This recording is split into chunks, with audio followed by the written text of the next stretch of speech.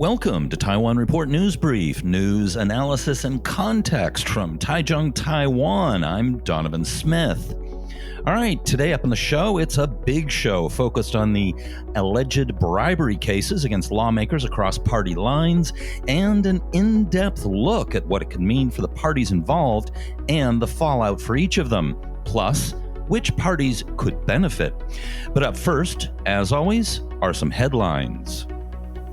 The Ministry of Education said Wednesday that all international students enrolled in Taiwan universities will be allowed to return to continue their studies, but it later made a reversal on one aspect of the policy, saying students from China are not included. Taiwan's National Immigration Agency has posted up-to-date rules for those wishing to visit Taiwan amid the COVID-19 pandemic. Check out their website for more details, which vary by country. 4 Taiwan cities, Taipei, New Taipei, Tainan, and Taichung, have reintroduced mandatory mask wearing in certain indoor places after several foreign nationals returning to their home countries from Taiwan tested positive for COVID-19, sparking fears of a resurgence of local infections. The places included are karaoke clubs, study centers, elevators, cram schools, and movie theaters. The Taipei MRT is also included. The Taipei District Court has ordered that 3 lawmakers be held incommunicado amid a probe into alleged bribery. The 3 are Su Zhenqing of the DPP, Chen Zhaoming, and Sufan Saluko of the KMT. Also held incommunicado were Su's office director and Sufan's office director, as well as Guo Keming, a political lobbyist. The Taipei District Prosecutor's Office on Friday raided the offices of 6 incumbent and former lawmakers for allegedly taking bribes ranging from several hundreds of thousands of NT dollars to 20 million NT dollars from Li Honglong, the former chairman of Pacific Distribution Investment Company, who was also detained. Former New Power Party chairman and legislator Xu Yongming was released on bail of 800,000 NT following the release of former DPP legislator and former Minister of Foreign Affairs Mark Chen on bail of 500,000. That's Chen Tangshan. Evidence appears to show that Xu had made a commitment to the bribers, but whether he accepted the bribe is unclear, the court said, commenting on his release on bail, adding that Xu is forbidden to contact related witnesses. Xu told reporters after his release, quote, "I cannot disclose the details about the case, but I am absolutely innocent." Taipei prosecutors said that the lawmakers are suspected of taking bribes from Li in 2018 to lobby the Ministry of Economic Affairs to amend Article 9 of the Company Act relating to capital increases and to make them retroactive. The proposed retroactive clause, which might have allowed Li to take back ownership of the department store chain from Far Eastern Group, Chairman Douglas Xu did not pass. Independent legislator Chao Zhengyu was accused of taking bribes from funeral services proprietors through Guo, the political lobbyist mentioned above. Chao allegedly pressured the Construction and Planning Agency to alter the classification of a plot of land in Taipei's Yangmingshan National Park so the proprietors could build a cemetery. Chao was released on 1 million NT bail on Sunday, while his former aide was detained incommunicado. So now that we've covered the outline of what's happened, let's move to the political fallout, starting with the KMT. The KMT has suspended membership privileges for Sufan Saluko and Chen Zhaoming after they were detained by the Taipei District Court, according to KMT Chairman Johnny Chang, or Jiang Jisan.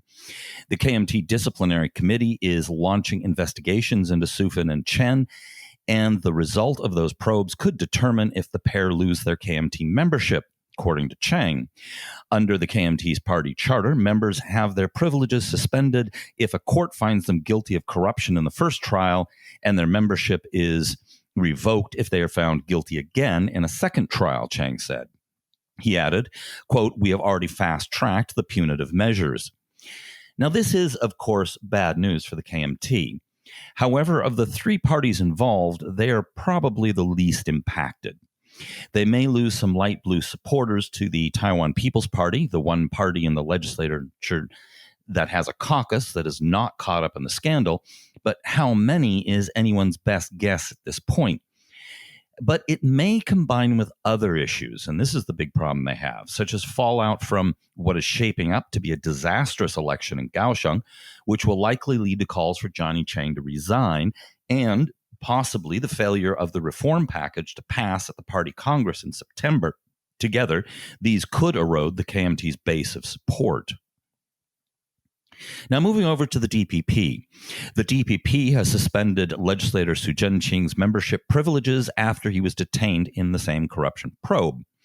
That led to his uncle, top presidential aide Su Jiachen, tendering his resignation on Sunday amid bribery allegations targeting the nephew, and the presidential office swiftly approved the move later in the day.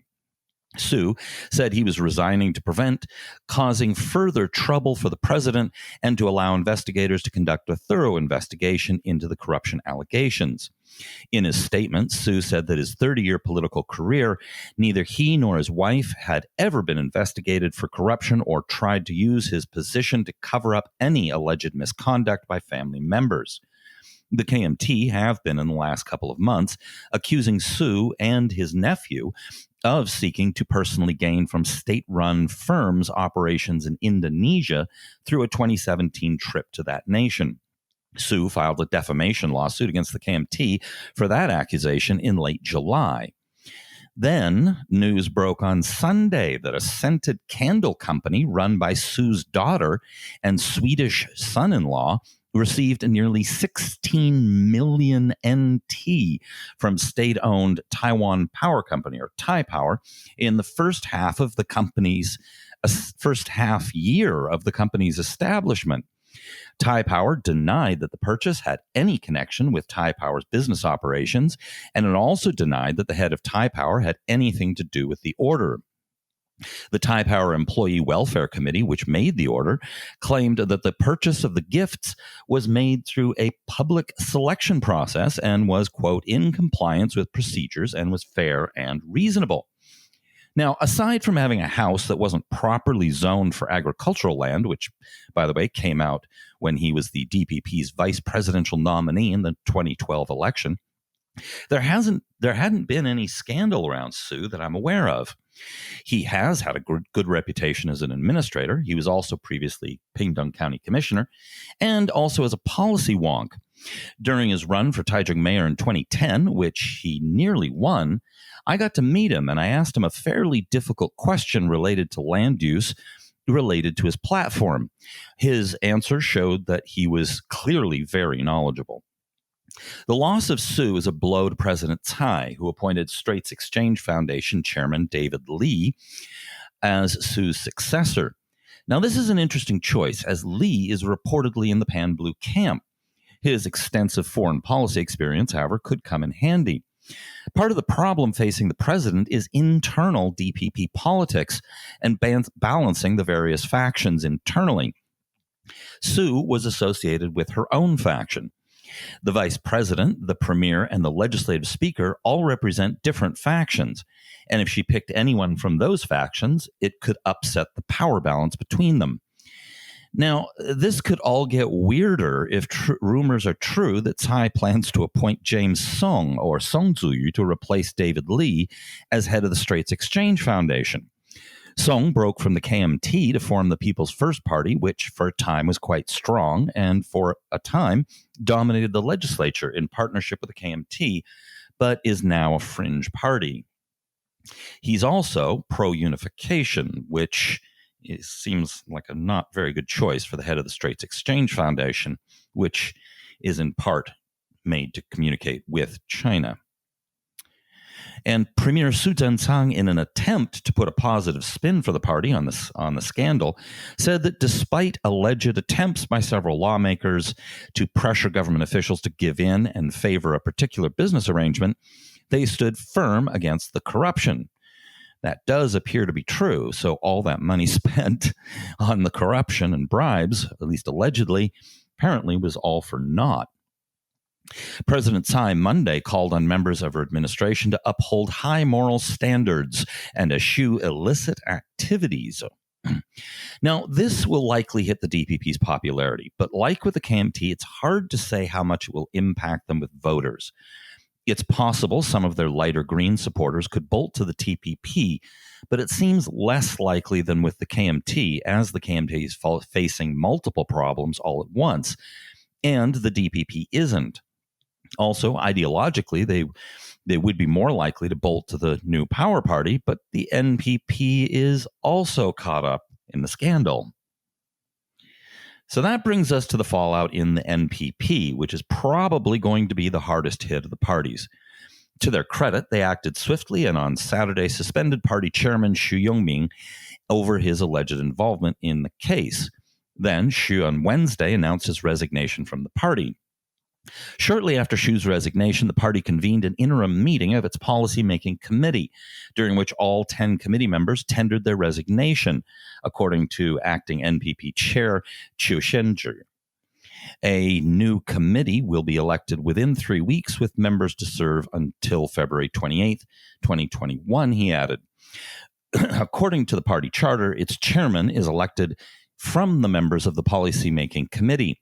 Following the resignations, the position of chairman remains unfilled. Chiu said the party will present a code of conduct and ethics and a financial reform plan in the coming weeks. However, the bad news continued when Taipei City Councilors Huang Yufan and Lin Yingman announced their resignation from the NPP. Both will now be independents. This is the second major crisis to hit the NPP. The first hit almost exactly a year ago. Last year, on August 1st, founding member Freddie Lim left the party, and the party decided in the same month to revoke the membership of one of their lawmakers, Kaulo Iyun, after allegations of abuse of power to obtain government subsidies. This was followed by then legislator Hong Ziyong joining Lim and leaving the party. Some other defections followed. Now, to lose 2 Taipei City councilors is a big deal, because after national legislators, Taipei City councilors are the highest profile lawmakers in the nation, and as such are probably very much being eyed as future stars of the party. Now, remember, if you're a Taipei City councilor, there's a pretty good chance that not only is it the capital, but you'll also be able to make appearances on the TV news talk shows because, well, they're all in Taipei. So the NPP was founded precisely to be a new, fresh, and clean party that wouldn't play the old, corrupt politics as usual game. So for the NPP, this is a disaster. In spite of the defections last year, they were able to hold on to enough support to get 3 seats in the legislature in January, though that was down from 5 in the previous session. The big question now is whether this will destroy the party. If there are more high-profile defections, it could spell doom for the party. So far, their 3 legislators are still in the party, as is their star Kaohsiung City Councilor Huang Jie. What they will do going forward, meaning will they stay in the party, is key. The second issue for the party is, will they be able to repair their image with voters by the next elections in 2022? If they can keep party unity through this rough time, perhaps.